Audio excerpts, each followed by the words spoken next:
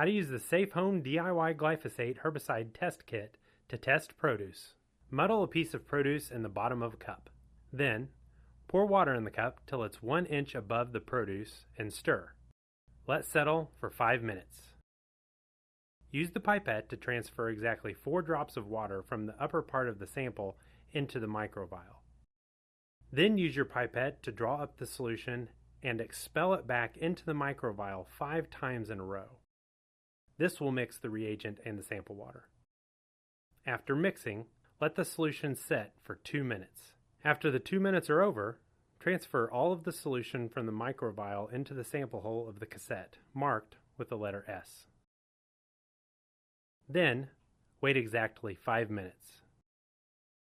Read your results by comparing the C and T marks on the cassette. If 2 lines appear, then the glyphosate concentration in your sample is at or below 200 ppb.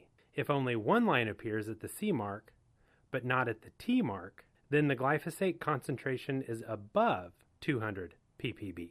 If no lines appear, or a line only appears at the T mark, then your results are invalid. If this is the case, please reach out to our customer service team and we'd be happy to assist you.